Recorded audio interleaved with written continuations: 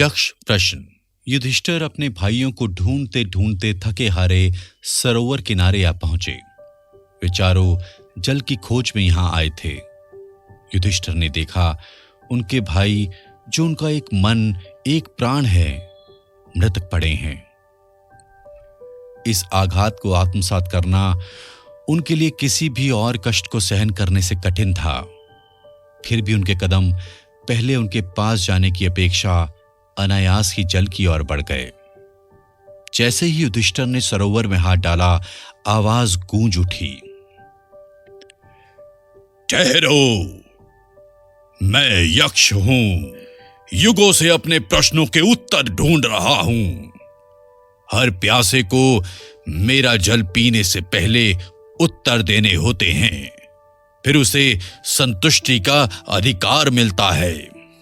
कहिए, आपके इस प्रयत्न में मैं अवश्य अपना योगदान दूंगा। युधिष्ठिर ने सीधे खड़े होते हुए कहा। मेरा पहला प्रश्न है, मनुष्य का पहला प्यार कौन है? मनुष्य का पहला प्यार वह स्वयं है यक्ष। मनुष्य का दूसरा प्यार क्या है? मनुष्य का दूसरा प्यार उसके जीवन मूल्य है। मनुष्य की शक्ति का स्रोत क्या है? मनुष्य की शक्ति का स्रोत उसका आत्मविश्वास है। मनुष्य में सबसे सुंदर क्या है? उसकी करुणा। मैं तुम्हारे उत्तर पर मनन करूंगा, परंतु अब तुम जल पी सकते हो और मैं तुम्हारे एक भाई को जीवन दान देता हूं। कहो, किसे जीवन दान दूं? सबको यक्ष। समानता ही प्रेम का आधार है। किसी एक को चुनकर मैं जीवन की अवधारणा को त्याग नहीं सकता। यक्ष हंस दिए। ठीक है युधिष्ठिर, तुमने मनुष्य होने की गरिमा को इस संकट की घड़ी में भी बनाए रखा, इसलिए मैं तुमसे प्रसन्न हूं और तुम्हारे सभी भाइयों को जीवन दान देता हूं।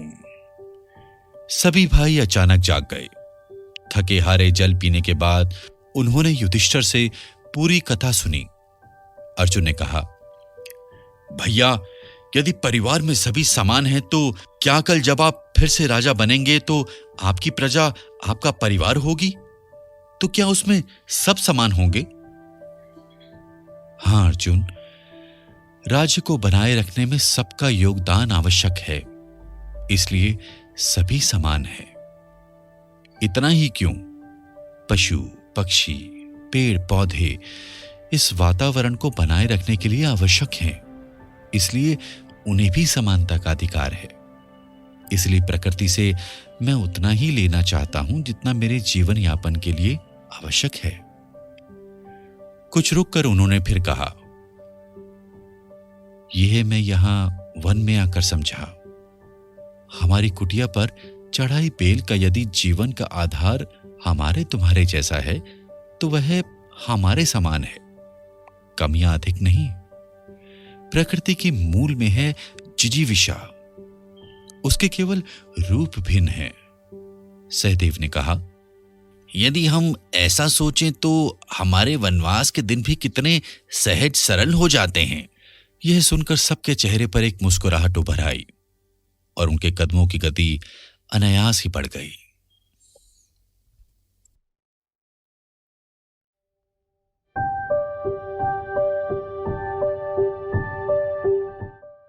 कल रात देवदूत मेरी छत पर उतरा और बोला मुझसे, मांग, क्या मांगना है?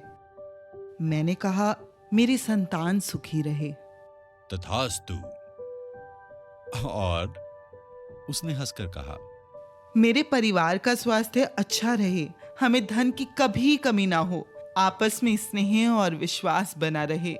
मैं जल्दी जल्दी बोल गई, जरूर। वह फिर हंस दिया। अभी मेरा मन नहीं भरा, कुछ और मांगो।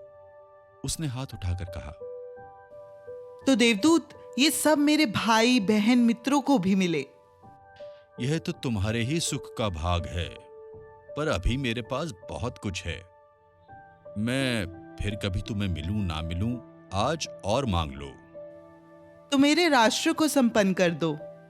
जरूर, यह भी तो तुम्हारी ही संपन्नता से जुड़ा है।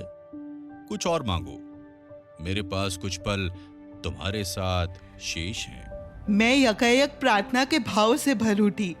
तो देवदूत, समस्त संसार को सुख, शांति और आनंद से भर दो। देवदूत हंस दिया। अरे मूर्ख, तुम्हें किसी ने बताया नहीं कि तुम्हारा सुख और संसार का सुख एक ही है? तुम यदि मुझसे पहले वही मांग लेती तो तुझे स्वयं का सुख स्वयं ही मिल जाता, और इस बचे हुए समय में मैं तुम्हें ब्रह्मांड के रहस्य जानने का वरदान भी दे देता। अब मेरा समय हो गया है और मैं जा रहा हूं। भूल हो गई मुझसे, परंतु मेरे वरदान तो मुझे मिल जाएंगे ना? क्यों नहीं? यह सब तो तुम्हारे अपने हाथ में है। कभी स्वयं के और दूसरों के हितों में अंतर मिटाकर तो देखो। देवदूत जैसे आया था वैसे चला गया और मैं निस्तब्ध सी खड़ी रही।